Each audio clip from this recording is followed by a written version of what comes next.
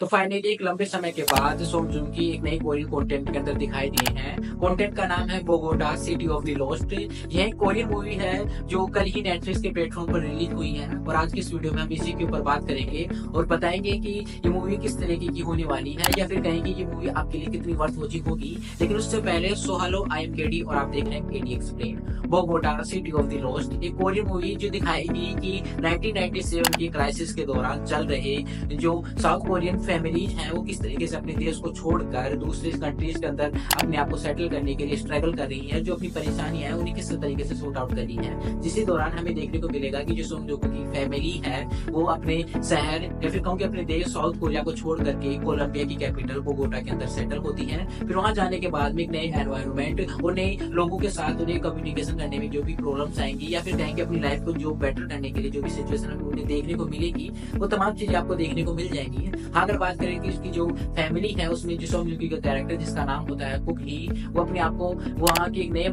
जो एनवायरमेंट है उसके अंदर किस तरीके से स्टेबलाइज करेगा, अपनी जो लाइफ को उसे किस तरीके से बेटर कर पाएगा, जो अपनी कनेक्शन के जरिए है जो अपनी आने वाली जो नई लाइफ है उस तरीके से किस तरीके से सिक्योर और एक बोलते हैं एक जॉयफुल लाइफ बना पाएगा। ये तमाम चीजें आपको इस मूवी के अंदर देखने को मिलेगी। लेकिन अगर फिर भी बात करें कि मूवी किस तरीके की कंटेंट को अपने आप को रिकवर करती है या फिर किस तरीके की दुनिया आपके सामने पेश करती है, तो इसमें मेनली आपको देखने को मिलेगा कि ये मूवी एक हिस्टोरिक इवेंट को आपके सामने पेश करेगी, जिसमें ये बताना चाहेगी कि हाँ एक जो 1997 का जो साउथ कोरिया क्राइसिस चल रहा था तो उस वक्त जो उसके सिटीजन थे वो किस तरीके से अपने देश को छोड़कर जो एक अदर कंट्रीज के अंदर जा रहे हैं और वहां अपने आप को स्टेबलाइज कर रहे हैं। लेकिन जब इस मूवी का एक ट्रेलर आया था ना तब मुझे लग रहा था कि इस मूवी के अंदर आपको ड्रग्स माफिया से रिलेटेड कई सारे ग्रुप्स जो आपस में लड़ रहे हैं और जो भी ये इलीगल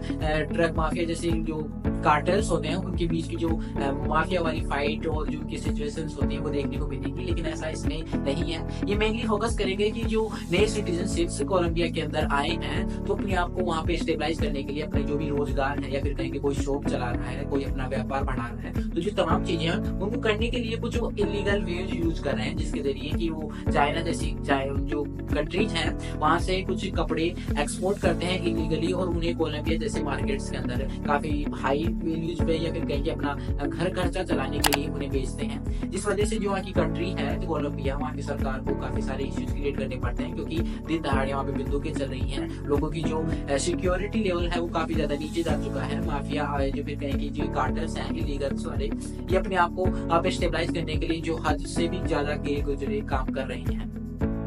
और इस मूवी का फर्स्ट हाफ और सेकंड हाफ दोनों ही इन सभी पॉइंट्स को कवर करने में लगा रहता है। और मैं बस यही कहूंगा कि यदि आप एक प्रो ऑडियंस है तो आप इस मूवी को इजीली स्किप कर सकते हैं क्योंकि इस मूवी के अंदर ऐसा कोई भी मूवमेंट या कोई भी इवेंट ऐसा नहीं है जो आपको वाव करने पे मजबूर करे और जो आपकी जो एक्साइटेड लेवल है उसको हाई रखे, ऐसा इसमें नहीं है। ना कि इसकी जो ग्रीपिंग लेवल भी है वो भी काफी लो है कि आपको जब ये फर्स्ट हाफ से शुरू होगी जो इसका एंड आते रहेगा तो आपको काफी ज्यादा स्लो पेस लगेगी और कुछ लोग तो शायद इस मूवी को आधा या अधूरा भी बीच में भी छोड़कर जा सकते हैं। हाँ, अगर बात करते हैं कि मूवी मुझे कैसी लगी थी, मूवी एक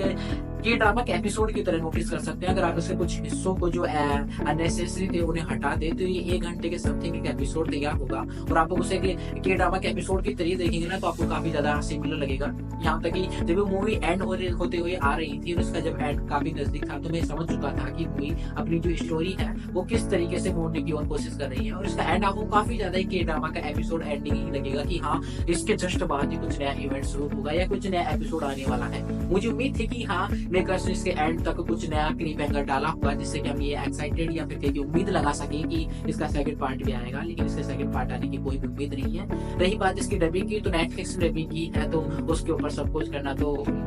मेरी बेवकूफी होगी। हाँ, लेकिन अगर आप फिर भी एक ऐसी ऑडियंस है जो रूम पे पड़े हुए हैं जिनको इस सर्दी के मौसम में कुछ ऐसा चाहिए कि आपका टाइम पास हो जाए, कुछ पॉपकॉर्न खाते हुए कुछ खाना खाते हुए, तो आप इस मूवी को चेकआउट जरूर कर सकते हैं। वरना आप